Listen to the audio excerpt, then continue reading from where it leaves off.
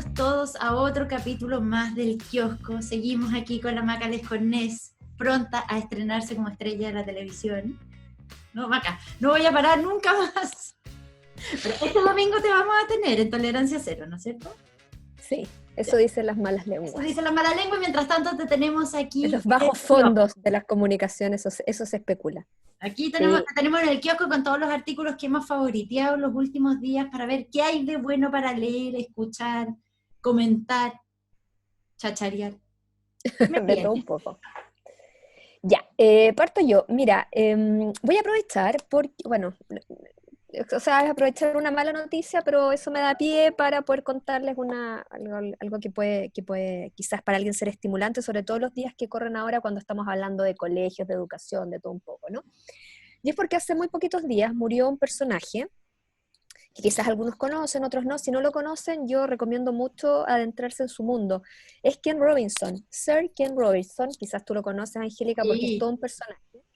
Este señor, bueno, era un profesor inglés, muy tradicional en ciertas cosas, y él saltó de cierta manera a la fama, porque en un minuto, bueno, él venía desarrollando una serie de ideas bien revolucionarias, entre comillas, donde lo que buscaba era que la creatividad y las materias que suelen ser las más denostadas dentro de los sistemas educativos, como las artes, las danzas, todo lo que tenga que ver con la creatividad, tuvieran un rol más protagónico en los sistemas educativos. Y él empezó toda una cruzada personal en Inglaterra por tratar de cambiar las mallas curriculares.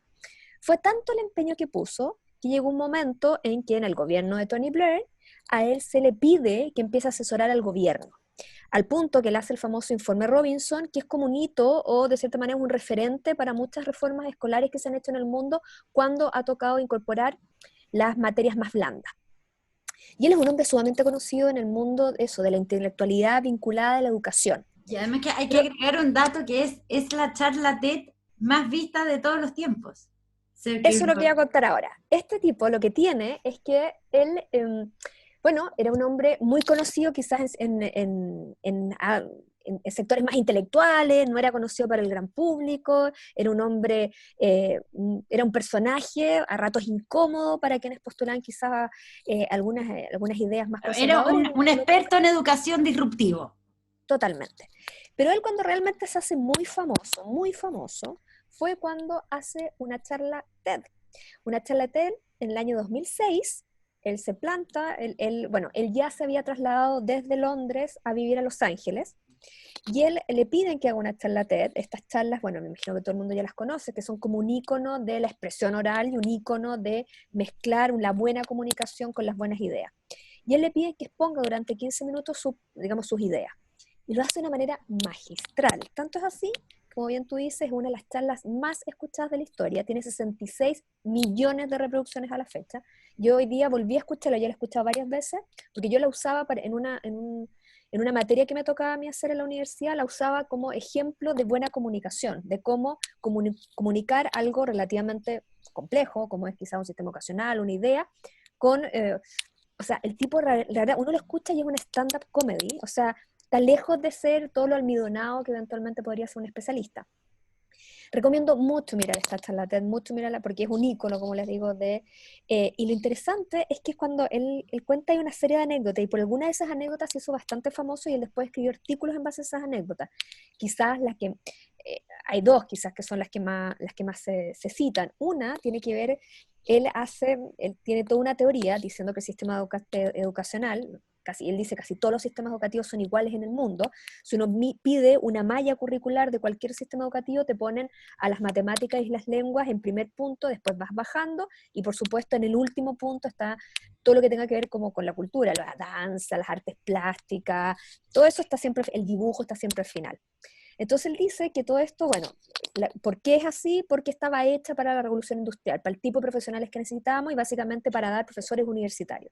Y él dice que todo eso muestra que lo único que les interesaba eran las disciplinas que tenían que ver con, claro, con ciertas cosas vinculadas a la mente, a la intelectualidad, pero dejaban toda la parte creativa de lado. Y decía lo que les interesaba era tener cabezas transportadas por cuerpo. Y él con eso se ríe también de su propia disciplina. Él, de chico, tuvo una poliomielitis. Entonces él también se ríe, digamos, de que una persona que creció con una discapacidad, entonces de esa discapacidad también hace algo en su puesta en escena, y eso llama mucho la atención. Tira un montón de anécdotas de profesores en discotecas, de profesores cocinando. No, digo, es un stand-up comedy, más que tiene un sentido del humor muy inglés. Lo mezcla con la idea de venirse de Londres a Los Ángeles, entonces él tiene mucho sentido del humor, además se ríe de sí mismo, pero hay una anécdota que él cuenta ahí que quizás se transformó en un símbolo y después la desarrolla en otros trabajos que él hace, que tiene que ver con una bailarina. Él dice un nombre y dice, mira, seguramente para ustedes nadie conocerá este nombre, y da el nombre de la bailarina. Y cuenta que él la conoce a esta bailarina en una premiación, en una gala, se le sienta al lado y empiezan a conversar.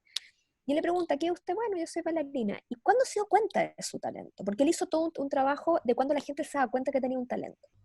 Y ella le empieza a contar su historia. Y le dice que ella, cuando era muy chica, bueno, sus padres estaban locos porque ella era muy inquieta, no se tenía quieta nunca, entregaba las tareas a mitad, no ponía atención en clase, bueno, era un desastre. Los papás estaban tan preocupados por Por ella y tan suerte a sus preocupados, papás no les tocó una pandemia, bueno, y tenerla en imagínate, clase desde la casa. la casa. Entonces, bueno, era un desastre para sus papás, entonces los papás ya estaban desesperados, esto era en la década de los 30, 40, lo llevan donde un doctor y el doctor le dice, bueno, ¿qué tiene? Entonces le dice, mira, esta niñita no se queda quieta, es imposible, pucha, es tremenda, por favor, denos algún tratamiento para que logre poner atención en clase. Y mientras la niñita estaba sentada ahí, esta niñita se moría, bueno, estaba inquieta, no sé. Y el doctor va y les dice a los papás, necesito hablar con ustedes en privado, vamos a otra sala y se paran y dejan a la niñita sola. Pero el doctor, con mucha clarividencia, va y prende la radio que había en su escritorio, la prende y se van. Pero se van y se quedan mirando a la niña sin que la niña viera que ellos la miraban. Y la niña empieza a escuchar la música, se pone de pie y se pone a bailar. Y ella se pone a bailar, imagínate. Esta era una niñita chiquitita, como de 7 años. Y ay, bailaba, bailaba, bailaba. Y el papá baila y dice o sea, el doctor le dice a los papás, su niña no tiene ningún problema. Al contrario, lo que pasa es que su niña es una bailarina. Vayan y métanla ahora mismo en una academia de danza, ahora. Los papás se quedan un poco desconcertados y dicen, pero nosotros veníamos por un tratamiento y usted nos manda a una escuela de danza. La meten a una escuela de danza. Bueno, cuento corto, esta niña llegó a ser una de las más grandes bailarinas del Royal Ballet en Londres y llegó a ser una gran coreógrafa. Es la coreógrafa que está detrás de éxitos como el de Cats. Él conoce a Lloyd Webber, que es el creador, y hacen una de las duplas más exitosas y creativas de Inglaterra. Y esta niña ahora, bueno, no solamente es un genio en su área, sino que es multimillonaria, una mujer exitosísima. Y ahí Ken Robinson dice, si a esta niña un doctor le hubiese dado una medicación eventualmente, Claro. lo hubiese tratado Hasta ahí nomás llegó la para bailarina. ponerla quieta, hasta ahí llega la bailarina. Pero este doctor tuvo la suficiente lucidez para darse cuenta que aquí no había un problema, al contrario, había una creatividad que no encontraba un conducto para expresarse. Y tuvo unos Porque, padres que podían llevarla claro, y a un doctor especialista, o sea, en el fondo una capacidad de observarla totalmente, que el y de sistema aceptarla. educacional no tiene muchas veces. Note, y esa es la gran tesis de Robinson, de que el sistema educacional actual no le deja ningún espacio a la creatividad. Él usa una frase que siempre decía Picasso, que era que todos nacemos artistas, solamente que el mérito es que algunos siguen siéndolo, pero que todos los niños son artistas, y el sistema educativo no hace nada por encauzar esa creatividad, por darles, él dice, ¿por qué la danza no tiene la misma importancia que las matemáticas, por ejemplo? ¿Por qué lo que implica el movimiento del cuerpo para nosotros no es importante? Si nosotros no somos solo una cabeza, somos un cuerpo completo. Tiene toda una teoría muy interesante y que de cierta manera buscaba romper ciertos paradigmas y le decía, ojo, porque estamos creando niños que ellos van a, en el año que les decía, todos estos niños se van a jubilar el año 2065. ¿Qué puede hacer entre medio? ¿Qué habilidades necesitan ellos? Ya no podemos darles las mismas habilidades que les dábamos en el siglo XIX. Yo recomiendo que, bueno, escuchen esa charla TED porque vale mucho la pena, además tiene unas anécdotas con su familia, yo no sé si a su mujer le gusta que él cuente tanta cosa de su familia, las pololas de su hijo y todo el cuento, pero bueno, es todo un personaje que murió ahora el Este 25. fin de semana, ¿no? Este fin de semana murió a causa de un cáncer, un hombre muy joven, había nacido en el año 50, un hombre que apenas tenía 70 años, ni siquiera los había cumplido. Y hay En varios realidad artistas, súper joven, no me había dado cuenta que murió muy sí, joven. muy joven. Bueno, hay Podría hasta uno, salir, si viviera acá en Santiago, podría salir. podría salir. Si quieren, bueno, muchos artículos que salieron, sobre todo en Europa, recordando su figura. Hay uno que yo recuperé para este comentario, que se llama Moray Ken Robinson, el hombre que quería resucitar las escuelas, un poco la idea de las escuelas a la antigua, digamos, que está en el periódico de Cataluña, el periódico.com, pero el País también le hizo mucho, y por supuesto ahí en el Guardian le sacaron varios artículos, porque él también publicó muchas columnas, entonces también las resucitaron y las sacaron. Así que ahí cualquiera que pueda, incluso si tú googleas Ken Robinson, puedes encontrar material de él, y sobre todo recomiendo esa charla TED que ya es icónica. Oye, voy a conectar lo que tú estás hablando con el tema del que yo te voy a hablar, porque tiene que ver, no tiene que ver con educación ni con Ken Robinson, pero sí como incluso hasta las industrias creativas pueden quedar atrapadas de sí mismas. Mira, ¿Ya? es un artículo que salió en el New York Times, que yo creo que fue bien leído, tenía por lo menos muchísimos comentarios, y se llama Sweatpants Forever, o sea, buzos para siempre. ¿Ya? ¿Ya? O sea, y parte, por supuesto, desde como en plena pandemia, las ventas de buzos, de ropa de ese tipo, ropa como media deportiva, ha aumentado mucho, pero finalmente es un tema que va bastante más allá y en realidad lo que nos muestra es cómo en las últimas décadas, no solo, esto no es un asunto solo de la pandemia, la industria de la moda fue realmente adquiriendo como categorías demenciales, y yo incluso uno lo podría llevar un poco más para allá, es como el mundo del consumo masivo, cómo ¿Ya? fue entrando como en una dinámica que como que realmente perdió sentido, se extravió. Entonces parte contando la historia de Scott Stenberg, que es un diseñador que hace algunos años creó una ropa, o sea, una marca que se llama The Band of Outsiders. Y le fue súper bien. Fue así como Michelle Obama usó cosas de él, muchas figuras, como que triunfó, le fue increíble. Era muy joven él y quebró. Pese a su éxito, quebró. La marca quebró y por supuesto que en eso algo tuvo que ver su propia inexperiencia. Era muy joven, no pudo como con una marca que era ropa de hombre y fue creciendo, como le fue súper bien, fue creciendo, se amplió a mujeres, y él partió haciendo como corbata y termina ampliado con un montón de tiendas, una marca muy grande, muy famosa, eh, y que como que no se la puede con eso. Era como ropa como preppy, que le dicen, como esa ropa como de universitario gringo, era como chaquetita de tweed, como ese Sí, estilo. po. Bueno, todavía está bien de moda, pero estuvo bien de moda hace como una década.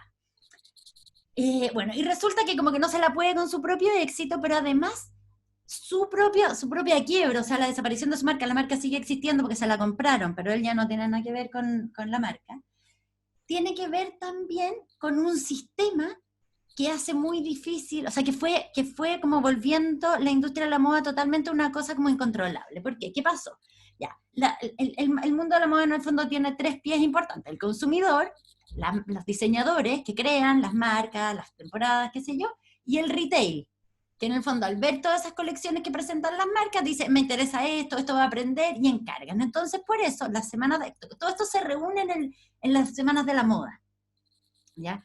Entonces ahí la alta moda presenta sus colecciones que después son replicadas, qué sé yo, entonces, y por eso son en temporadas distintas, o sea, por eso tú la colección otoño-invierno la ves en primavera, porque presentas las muestras y a partir de eso se empiezan a encargar.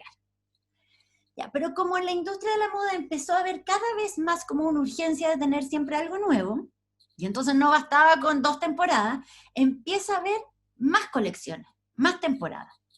Y entonces empiezan a pedirle a los diseñadores que empiecen a producir más como en distintos momentos del año. Ya no la colección otoño-invierno y la colección primavera-verano, sino que también entre medio que saquen más cosas porque hay que tener nuevo, hay que tener nuevo, hay que tener nuevo. ¿Y qué empieza a pasar? Que bueno, empieza a estresar el sistema y además en el artículo del New York Times también dicen, empiezan a aparecer como estos Frankenstein, porque como las modas empiezan a independizar de sus temporadas, entonces aparece, por ejemplo, un caso icónico, la chala bota. Ese horror, que está muy bien descrito que sea Frankenstein. No, es Entonces, terrible. la bota como sin punta. Ya empiezan a Ya. aparecer cosas raras, pero además como en el fondo la industria de la moda quiere tener siempre algo cada vez más exclusivo y único, empiezan a aparecer estos engendros como unas ropas que no se entienden, pero oye, son súper originales.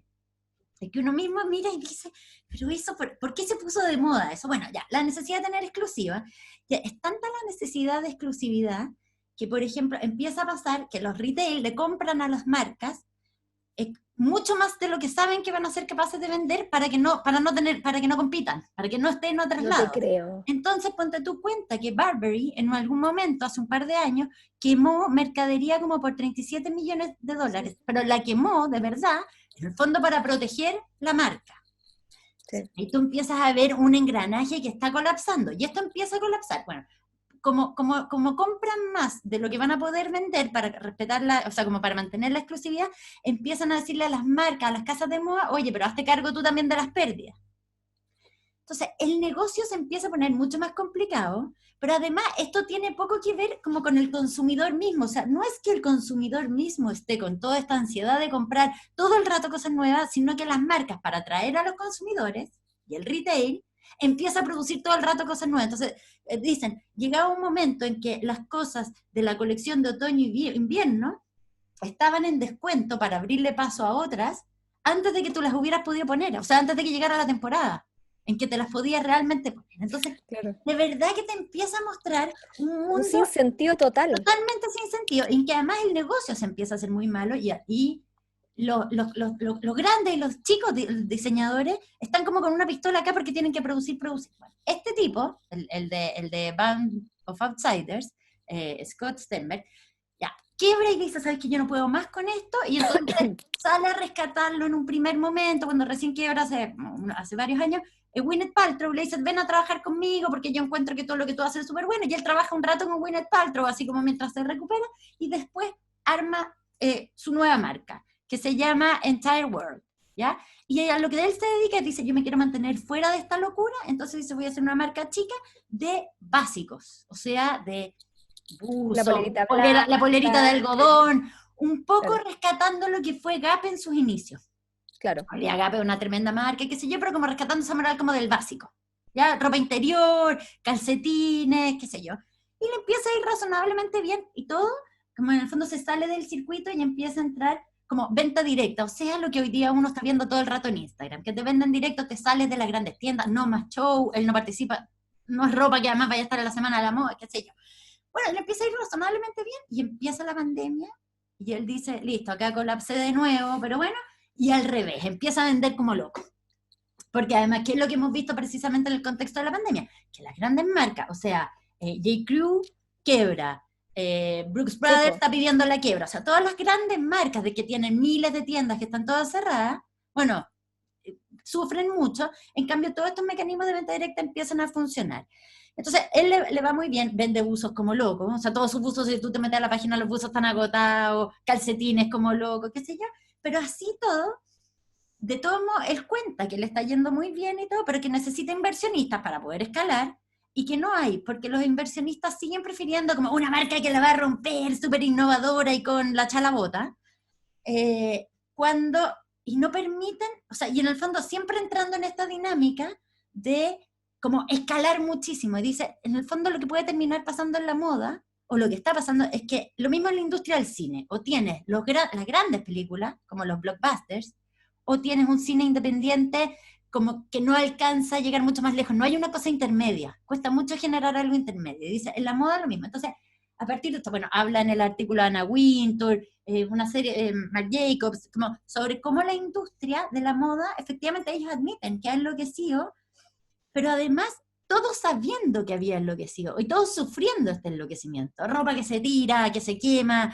los diseñadores estresados, pero pese a que es la industria creativa, claro, sigue creando lo que sabe hacer, nuevas colecciones, eh, pero no logra como reinventarse, no logra escapar de sí misma. Y entonces, cómo la pandemia de alguna manera la está poniendo a prueba, pero como con resultados bien inciertos, porque es lo mismo que hablábamos un poco de los colegios. La pandemia también está poniendo a prueba los colegios, pero sí. está haciendo eso que cambie una forma de hacer las cosas que muchos dicen no está operando bien, o todo esto va a ser lamerse las heridas y seguir funcionando bajo esa misma dinámica. O Yo sea, creo que bien de lo último, desgraciadamente. bueno, depende también de cuánto dure esto. Vamos a tratar de reproducir el colegio tal como lo conocimos desde la casa, que es lo que hemos estado haciendo hasta ahora, o vamos a repensar el colegio para nuevas realidades. Sí, nuevos desafíos, nuevas maneras de relacionarse también, absolutamente. Claro. Así que, pues con eso tenemos que ir cerrando. Pues cerramos el kiosco por hoy y le damos un saludo a todos los que nos... Oye, mucha gente que nos comenta los artículos por redes sociales, así que muchas gracias. Sí, no, de todas maneras. Vamos tomando nota de todo lo que nos llega, así que muchas gracias. Totalmente. Así que gracias por acompañarnos.